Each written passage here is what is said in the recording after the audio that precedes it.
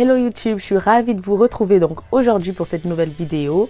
Déjà, avant de commencer, je tenais vraiment à vous remercier d'avoir partagé cette vidéo, enfin la vidéo précédente, de l'avoir autant partagée.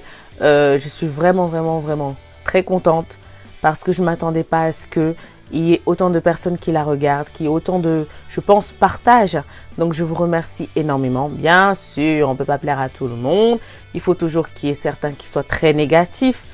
Mais bon, moi, cela ne m'affecte plus. Mais par contre, les commentaires vraiment très négatifs et inappropriés, j'ai préféré les supprimer parce qu'il y a d'autres personnes qui cherchent réellement Christ. Et ça serait vraiment dommage qu'ils soient découragés à travers de tels commentaires sans même avoir lu, sans même avoir pu, regarder la vidéo. Voilà. Et pour la personne qui m'a dit que la vidéo était longue et c'est pour ça qu'elle n'a pas regardé, ben, si tu as le temps de laisser un commentaire tel que celui-là, je pense que tu as quand même le temps de peut-être regarder ne serait-ce que 3 minutes la vidéo. Enfin bref, franchement, bon. En tout cas, la vidéo d'aujourd'hui, c'est vraiment... navré, mon trépied est un peu tombé tout à l'heure, donc du coup c'est pour ça que je ne savais pas c'était quoi ce BIMS. Alors, oui, voilà, le message d'aujourd'hui, c'est vraiment, c'est un conseil pour ceux et celles qui ne se sont pas encore mariés, les fiancés, les célibataires. Et puis, en deuxième partie, ça sera un conseil pour les mariés. Donc, voilà. Merci, chérie. Ok. Alors, la première chose que j'aimerais dire, donc, on va dire... Je pense que, bon, ceux qui aiment toujours critiquer vont dire, qu'est-ce qu'elle raconte? Celle-là, elle est dérangée. Je ne suis pas dérangée. Voici le message, le conseil. Alors, frères, sœurs, fiancés ou célibataires, si tu n'es pas encore marié, donc si tu es célibataire ou fiancé, tu ne l'es pas, prends ton temps. C'est-à-dire que si ton partenaire ou ta partenaire a donné sa vie à Christ, attends-toi de donner d'abord ta vie à Christ avant de te marier. Afin que votre mariage repose vraiment sur le socle, sur le roc, sur Christ. Afin qu'ensemble, vous ayez vraiment la même, entre guillemets, bien sûr, vous n'aurez jamais le même état spirituel. La foi de quelqu'un qui a donné sa vie en Christ depuis 20 ans n'est pas la même que quelqu'un qui vient de donner, comme moi, sa vie en Christ. Nous sommes bien d'accord dessus.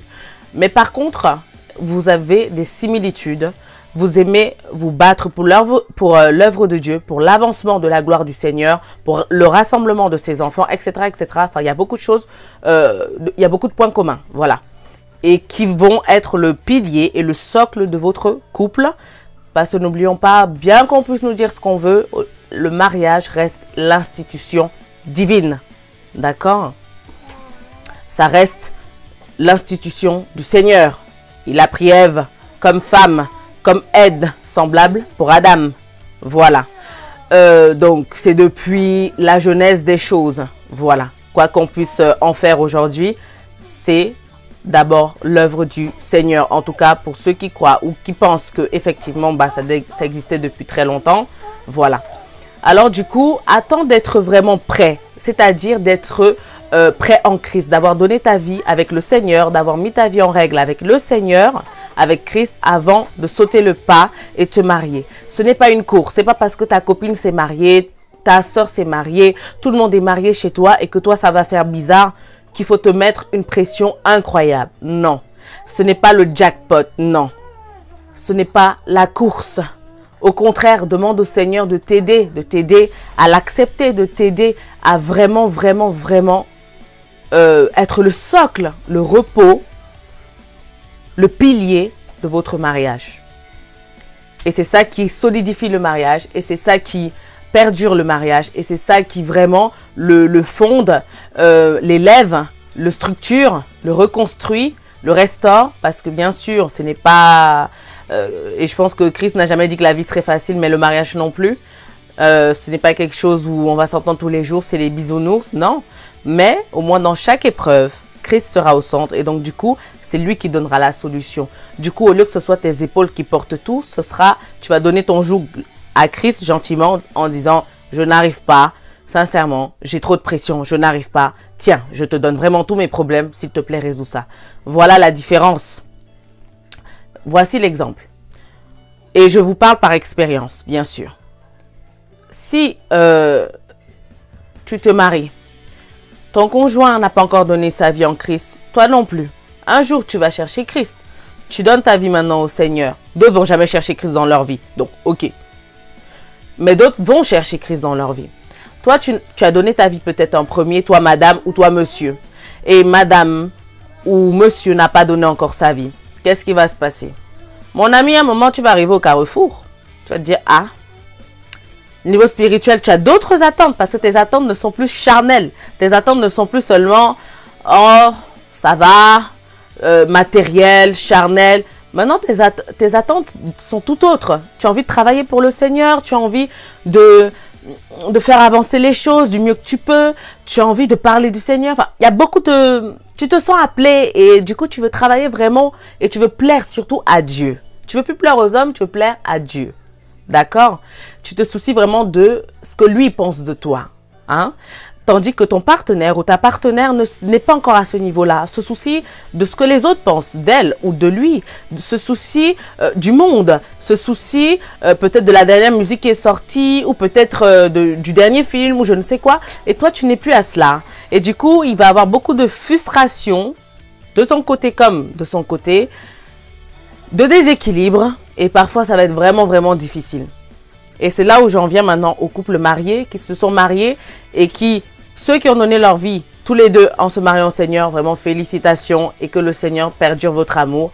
Ceux qui n'ont pas connu Christ en se mariant, mais que l'un a connu Christ et l'autre pas encore, eh bien, que Christ vraiment bénisse votre union. Hein? Vous êtes maintenant mariés, donc nul ne doit vous séparer, c'est maintenant jusqu'à la mort. Comme on dit, le choisi, c'est le choisi. Mais maintenant, toute chose que tu affrontes, le Seigneur, il n'oublie aucun de ses enfants. Ta prière, même si tu te dis, il n'a toujours pas répondu, il va répondre quand? Et Dieu, tu vois pas? Ah? Il va répondre tôt ou tard, mais il faut que tu t'armes de patience. Il faut que tu t'armes de patience. Vraiment, et pardonne. Pardonne le fait que ton conjoint ou ta conjointe, ton partenaire, ta partenaire n'a pas encore donné sa vie au Seigneur. Vraiment, pardonne-lui cela.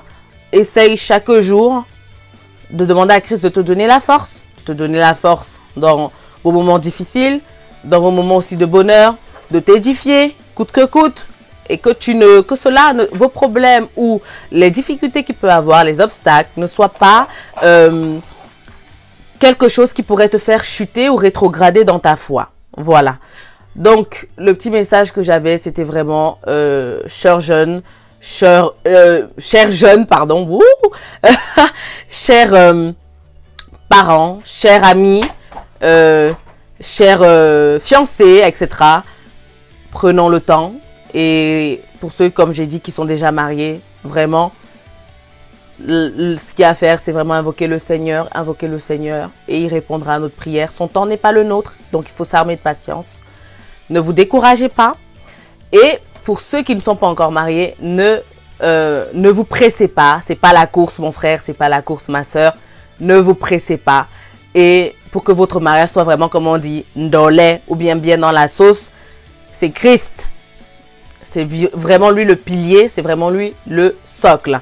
Et afin que vous, qui n'êtes pas encore mariés, n'ayez pas les tumultes que nous connaissons, d'accord? C'est aussi ça, que vous n'ayez pas aussi tous ces tumultes-là, mais que vraiment votre mariage soit pour l'œuvre du Seigneur, que vraiment en Christ, vous formez qu'une seule chair en Christ, d'accord?